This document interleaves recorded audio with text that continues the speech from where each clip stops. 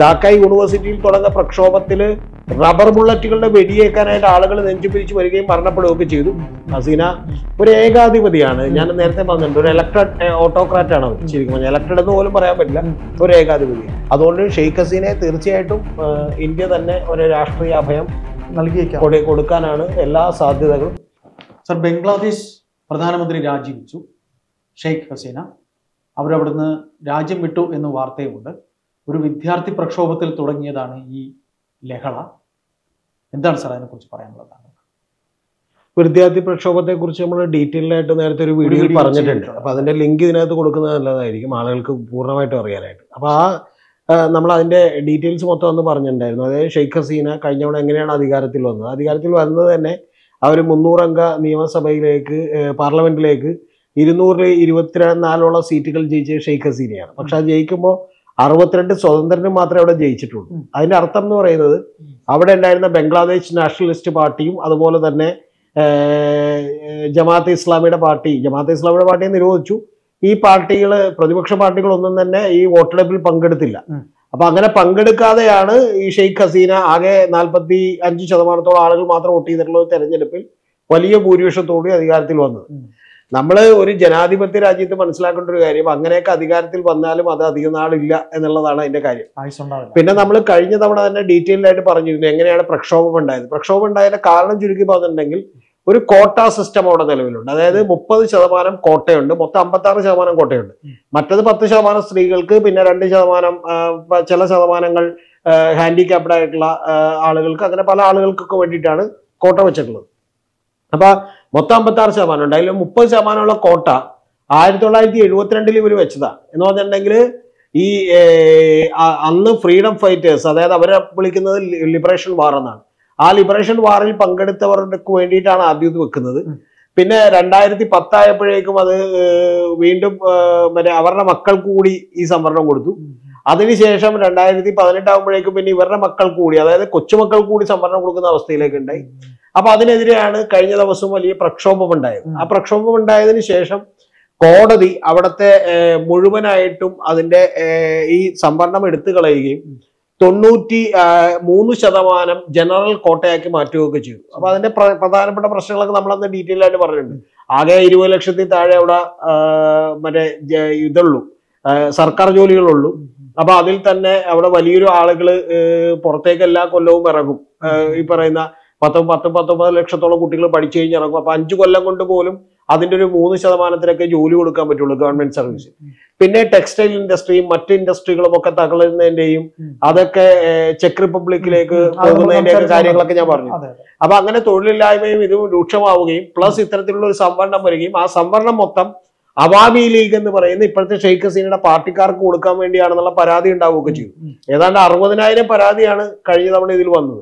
അതായത് ഈ ബംഗബന്ധു എന്നറിയപ്പെടുന്ന ഷെയ്ഖ് ഹസീനയുടെ ഫാദർ അബ്ദുൾ റഹ്മാൻ, അദ്ദേഹമാണ് അവരുടെ രാഷ്ട്രപിതാവ്, അദ്ദേഹമാണ് സ്വാതന്ത്ര്യം നേടിത്തുന്നത്. അപ്പൊ അതുകൊണ്ട് ആ പാർട്ടി തന്നെയാണ് ഇത്രയും കാലം ഭരിക്കുന്നത്. 4ാമത്തെ തവണയും കഴിഞ്ഞ ജനുവരിയിൽ അവർ അധികാരമേറ്റു.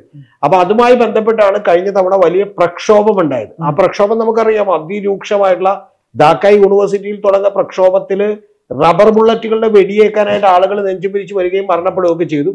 അപ്പൊ അതിനുശേഷം ഈ ഗവൺമെന്റ് തന്നെ ഇതിന് അപ്പീൽ പോയിരുന്നു സുപ്രീം കോടതി.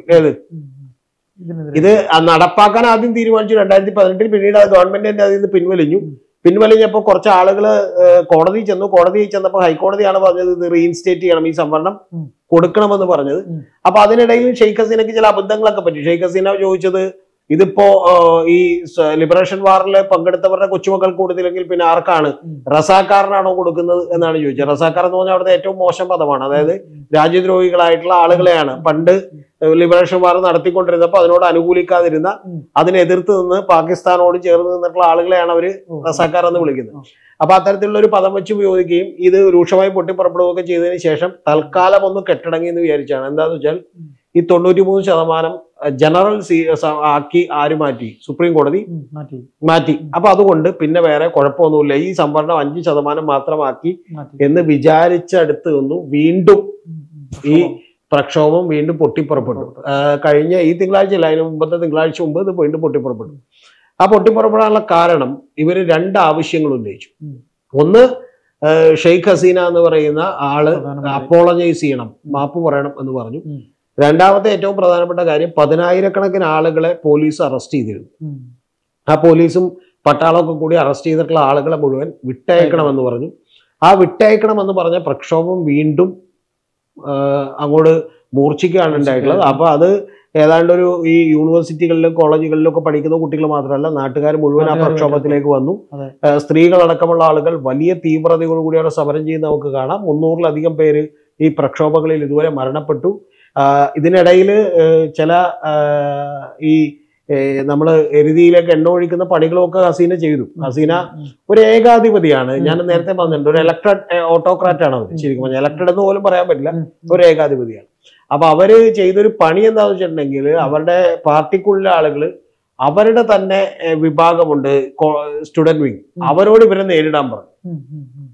മനസ്സിലായി? അതായത് നിങ്ങളൊന്ന് ആലോചിച്ച് നോക്കണം, ഒരു വലിയ പ്രക്ഷോഭം ഉണ്ടാകുന്നു, ജനങ്ങൾക്ക് ജീവിക്കാനുള്ള ഒന്ന് സാമ്പത്തികമായി വലിയ ദുരിതത്തിലാവുന്നു, ജോലി ഇല്ലാതാകുന്നു, 59% തൊഴിലില്ലായ്മ നിൽക്കുന്ന രാജ്യത്ത് 30% സ്വന്തം പാർട്ടിക്കാർക്ക് വേണ്ടി സംവരണം ചെയ്തു ഇന്നു എന്ന് പറയുന്ന ആരോപണം നിൽക്കുന്നു.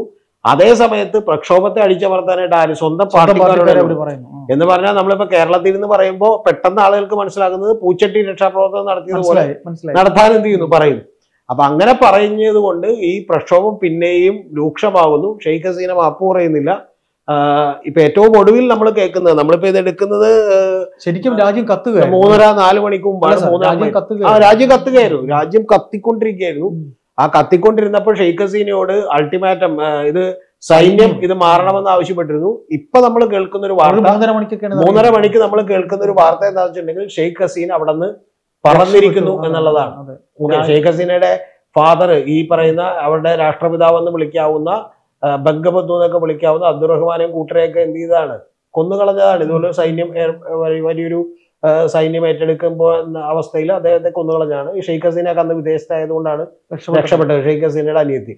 അപ്പൊ ഇപ്പൊ നമ്മൾ കേൾക്കുന്ന ഒരു വാർത്ത, ഇവർ രണ്ടുപേരും കൂടി അവിടെ നിന്ന് പറന്നു കഴിഞ്ഞു എന്നുള്ളതാണ്. സ്വകാര്യ വിമാനമാണോ അതോ ഇനി ഹെലികോപ്റ്ററിലാണ് പറഞ്ഞേക്കുന്നത്? സ്വകാര്യ വിമാനത്തിലല്ല, അവിടെ നിന്ന് ഹെലികോപ്റ്ററിലാണ്. ഈ ഹെലികോപ്റ്ററിലാണ് പറഞ്ഞേക്കുന്നതെന്ന് പറയുമ്പോൾ എവിടെ എത്തിയിട്ടുണ്ടാകുന്ന വെച്ചാൽ അവർ ഇപ്പൊ ഇന്ത്യയിൽ എത്തിയിട്ടുണ്ടാവും. ഇന്ത്യയിലാണ് അവർ വരാനുള്ള സാധ്യത. കാരണം എന്ന് വെച്ചാൽ അവരുടെ ഏറ്റവും അടുത്ത സുഹൃത്ത് എന്ന് പറയുന്നത് ഇന്ത്യയാണ്. പ്രത്യേകിച്ചും നരേന്ദ്രമോദിയും BJP ഭരണകൂടത്തിനൊക്കെ അവരോട് വളരെ താല്പര്യമുള്ള ഒരാളാണ്. അതുകൊണ്ട് ഷെയ്ഖ് ഹസീനയെ തീർച്ചയായിട്ടും ഇന്ത്യ തന്നെ ഒരു രാഷ്ട്രീയ അഭയം കൊടുക്കാനാണ് എല്ലാ സാധ്യതകളും.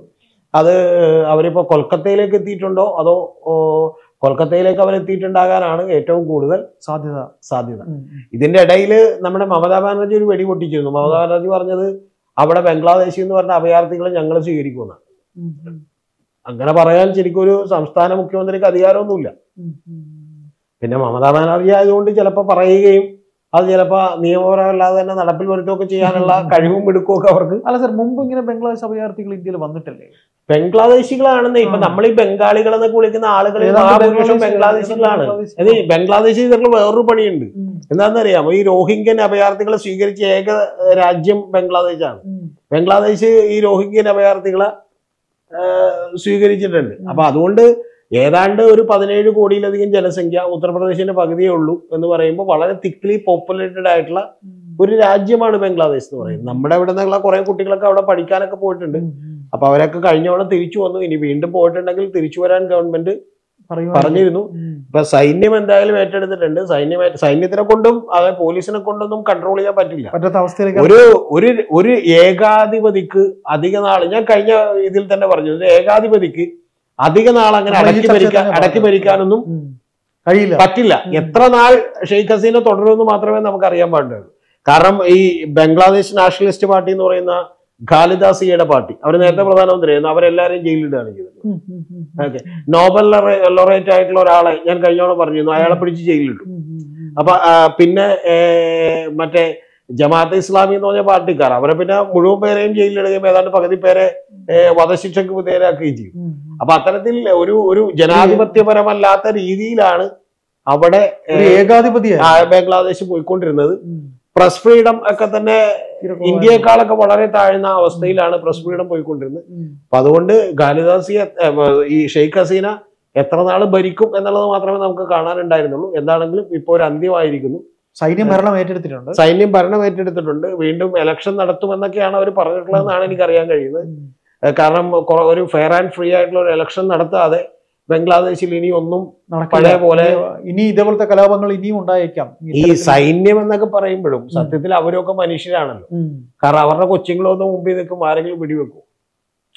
നമ്മളിപ്പോ ഇറാനിലൊക്കെ കണ്ടതാണ്. അതായത് സൈന്യം പുറത്തേക്ക് ഇറങ്ങുന്നു പറഞ്ഞിട്ടുണ്ടെങ്കിൽ ലാസ്റ്റ് വീട്ടിലിരിക്കുന്ന മകളും ഭാര്യയൊക്കെ സമരത്തിന് ഇറങ്ങുകയാണെങ്കിൽ ആരെങ്കിലും എന്ത് ചെയ്യുമോ, വെടിവെക്കാനായിട്ട് മടിക്കും. അപ്പൊ അതുകൊണ്ട് ഇത് വലിയ പ്രശ്നമായിരുന്നു. ഈ പറയുന്ന ഇവരുടെ നേരത്തെ പറഞ്ഞ യുവജന സംഘടനയും അതുപോലെ വിദ്യാർത്ഥി സംഘടനയെ കൊണ്ട് ഇതിനെ നേരിടാമെന്നൊക്കെ ഷെയ്ഖ് ഹസീന വിചാരിക്കുന്നുണ്ടെങ്കിൽ ഷെയ്ഖ് ഹസീന അങ്ങേയറ്റത്തെ പരാജയമാണ്. ഇതിനു മുമ്പ് ഷെയ്ഖ് ഹസീന ഭരിച്ചിട്ടുണ്ട് അവിടെ ഒരു 5 കൊല്ലം. പക്ഷെ ഇപ്പൊ ഷെയ്ഖ് ഹസീന ഏതാണ് 4ാമത്തെ തവണയാണ് ഈ ജനുവരിയിൽ ഇലക്ഷൻ നടത്തി തുടർച്ചയായിട്ട് അധികാരത്തിലേക്ക് വന്നത്. ഈ തുടർച്ചയായ അധികാരവും അതുപോലെ ഒരു ആബ്സല്യൂട്ട് പവറും എന്നൊക്കെ പറയുന്നത്, ആബ്സല്യൂട്ട് പവർ കറപ്റ്റ്സ് അബ്സല്യൂട്ട്ലി എന്നാണ്. അപ്പൊ അതുകൊണ്ട് നിങ്ങളത് ഉറപ്പായിട്ടും നശിപ്പിക്കും. എന്തായാലും നമ്മൾ അതൊക്കെ ഇവിടെ നമ്മളെ അനുഭവത്തിൽ കണ്ടോണ്ടിരിക്കുകയാണ്. അപ്പൊ അതുകൊണ്ട് ഇത് ഞാൻ അന്നും തന്നെ പറഞ്ഞു, എത്ര നാൾ ഒരു ഏകാധിപതിക്ക് ഇങ്ങനെ തുടരാനാകും എന്നുള്ള നമ്മുടെ കൺമുമ്പിൽ നമ്മൾ വേറെയും കണ്ടതാണ്. ബംഗാളിൽ തന്നെ 3 തവണ ജ്യോതിബാസു വന്നു കഴിഞ്ഞല്ലേ കഴിയുന്നത്. 30 കൊല്ലത്തിലധികം ഭരിച്ചില്ലേ. അപ്പൊ അതുകൊണ്ട് അത്രയും കൊല്ലം ഭരിച്ചതാണ്. അപ്പൊ അത് ഉറപ്പായിട്ടും എന്ത് ചെയ്യും. ഇനി ഇതിനൊരു അവസാനം ജ്യോതിബസു ഒക്കെ പക്ഷെ താങ്കൾ അറിയേണ്ടത് ഇതുമായിട്ടൊന്നും കമ്പയർ ചെയ്യാൻ പറ്റില്ല. വളരെ മര്യാദ, കുറച്ചുകൂടി മര്യാദ അവിടെ ഭരിച്ചുകൊണ്ട് മനസ്സിലായോ. മര്യാദ ഉണ്ടായിരുന്നു. ബിജു പട്നായിക് ഒക്കെ ഭരിച്ചു കുറെ നാൾ ഒഡീസയിൽ. അതൊക്കെ കുറെ കൂടി മര്യാദ ഉണ്ട്. കാരണം ഒരു സ്റ്റേറ്റ് ആണ്. മനസ്സിലായോ. ഇതൊരു മര്യാദയും ഇല്ലാത്ത ഭരണമാണ് അവിടെ കാഴ്ചവെച്ചുകൊണ്ടിരുന്നത്. 1 മില്യൺ ഏതാണ്ട് 10 ലക്ഷത്തോളം വരുന്ന റോഹിംഗ്യൻ അഭയാർത്ഥികൾ ഇവരടക്കം സ്വീകരിച്ചു. മനസ്സിലായോ. പിന്നെ ഈ കർണാടക ബംഗ്ലാദേശിലേക്ക് വെസ്റ്റ് ബംഗാളിലേക്ക് ഈ ബംഗ്ലാദേശികൾ നിരന്തരമായി നേരത്തെ നുഴഞ്ഞുകൊണ്ടിരിക്കുകയാണ്. ഈ ബംഗാളികൾ എന്ന് പറയുന്നത് എല്ലാം തന്നെ ബംഗ്ലാദേശികൾ എല്ലാം നമുക്ക് പറയാൻ പറ്റില്ല. നമ്മളിപ്പോ ബംഗാളി എന്ന് പറയുന്നത് ഇപ്പൊ ഉത്തരാഖണ്ഡിൽ നിന്നുള്ളവരും ബാക്കിയുള്ളവരും എല്ലാവരും നമുക്ക് ബംഗാളി അങ്ങനെയല്ല. അതിൽ കുറെ പേരെങ്കിലും ബംഗ്ലാദേശിൽ നിന്ന് ഇങ്ങോട്ട് വന്നവരാണ്. അതൊക്കെയാണ് ഈ പല പൗരത്വത്തിന്റെയും കാര്യത്തിലൊക്കെ വലിയ പ്രശ്നങ്ങളായി പറഞ്ഞത്. ഞാൻ പറഞ്ഞത് അത്തരത്തിലുള്ള കുടിയേറ്റം ഇപ്പോഴും നടന്നുകൊണ്ടിരിക്കുകയാണ്. കാരണം അവിടെ ജീവിക്കാൻ വരെ വഴിയില്ല. അതുകൊണ്ടാണ് ഇന്ത്യയിൽ വന്നിട്ടുണ്ടെങ്കിൽ സ്വാഭാവികമായിട്ട് അവർക്ക് പണിയെടുത്തെങ്കിലും ജീവിക്കാം. ഓക്കെ, വെസ്റ്റ് ബംഗാളിലൊന്നും വലിയ സാധ്യതയില്ലെങ്കിലും കേരളത്തിലൊക്കെ വന്ന സുഖമായിട്ട് എന്ത് ചെയ്യാം, ജീവിക്കാൻ പറ്റും. പക്ഷെ മനുഷ്യന് മറ്റേ ഒരു സ്വാതന്ത്ര്യം ഇല്ലാതാവുകയും അവനെ കൂടുതൽ അടിച്ചമർത്താനും ഒക്കെ ഏതെങ്കിലും ഭരണാധികാരി ശ്രമിക്കുകയാണെങ്കിൽ അതിനേക്കാൾ വലിയ റിവോൾട്ടും പ്രക്ഷോഭവും ഒക്കെ ഉണ്ടാവുകയും ഇതുപോലെ തിരിച്ചടികൾ ഉണ്ടാവുകയും ജീവനും കൊണ്ട് ഓടേണ്ടി വരികയും ചെയ്യും. അതാണ് ജീവനും കൊണ്ട് നമ്മൾ പച്ച മലയാളത്തിൽ പറഞ്ഞാൽ കണ്ടം വഴി ഓടേണ്ടി വരും. അപ്പൊ സത്യത്തിൽ അതാണ് നമ്മളിപ്പോ ഇവിടെ കണ്ടിരിക്കുന്നത്.